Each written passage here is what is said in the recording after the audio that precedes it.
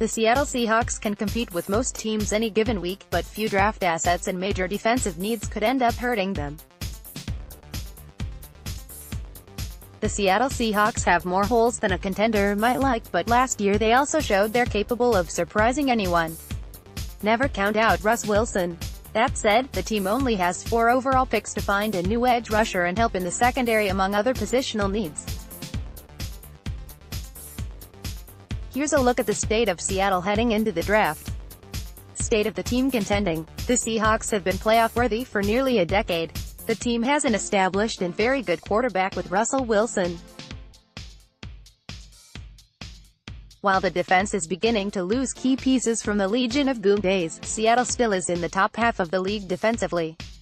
While the Seahawks may not be considered a Super Bowl favorite, the team cannot be ruled out for a deep playoff run in 2019. They simply need to improve in certain areas to get there. Clearly, the number one need for Seattle in this year's draft is edge rusher. Seattle must do a better job at getting pressure on the opposing quarterback from anyone not named Frank Clark or Jarran Reed. Seattle has other needs as well, but none are as close as the need on the defensive line. Total draft picks. Seahawks are among the teams with the least amount of draft assets, so it wouldn't be surprising to see the front office try to trade down. Round 1, no. 21 overall, round 3, number 84 overall, round 4, no.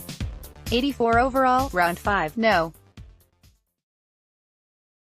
159 overall, top 3 draft needs edge rusher. Seattle absolutely has to have someone else who can consistently get to the opposing quarterback other than Frank Clark and Jarran Reed.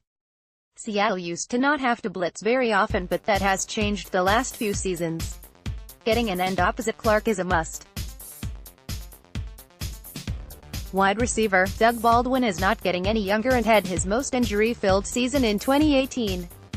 He is still a very good receiver, but one who relies on speed and quickness to get open. Injuries and age could take a toll sooner rather than later on angry Doug. Beyond Baldwin and Tyler Lockett, there isn't much in the receiving room. Getting a third option at wideout with some size is a must. Safety. Seattle was without Earl Thomas for most of 2018 and now they will be without him forever as he left in free agency. Last year in Thomas's absence, Seattle played Tedrick Thompson and Delano Hill. Thompson and Hill weren't terrible, but they also didn't look like long-term solutions. Seattle was without Earl Thomas for most of 2018 and now they will be without him forever as he left in free agency. Last year in Thomas's absence, Seattle played Tedrick Thompson and Delano Hill. Thompson and Hill weren't terrible, but they also didn't look like long-term solutions. Top 3 draft targets. Brian Burns, edge, Florida State. Seattle absolutely has to have an edge rusher in this draft and really needs to choose one high. Burns has all the athletic ability Pete Carroll loves and would be a near-perfect fit at linebacker, defensive end, just as Bruce Irvin was. Deontay Thompson, safety. Alabama. Thompson has a lot of the same abilities as Earl Thomas. Both are fast and have a knack for the ball. Thompson may not have the upside of Thomas, but he might already be better than Tedrick Thompson or Delano Hill, and that would be an improvement for Seattle. Byron Murphy, CB, Washington. Seattle doesn't draft members of the secondary very high under John Schneider and Pete Carroll, but that may change in 2019. The Seahawks need help at safety, but Shaquill Griffin took a step back in 2018. If Seattle thinks they need a new corner, Murphy may be the guy. Decision maker, or who to blame if things go wrong. There are 2 decision makers for the Seahawks, but they work as one. General manager John Schneider and coach Pete Carroll are going on their 10th season together. Seattle has their system set up a different way.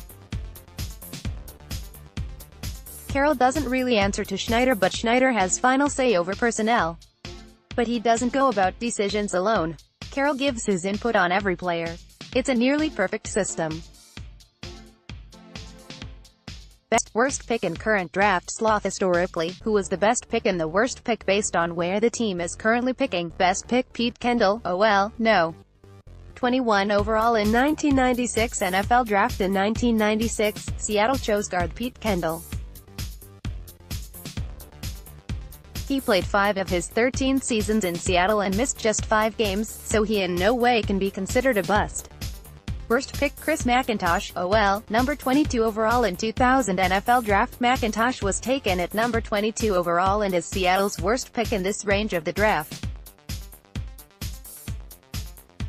The first-round bust played only 2 seasons in Seattle before a neck injury forced him to retire. More at 12-man rising. Let's block ads. Why?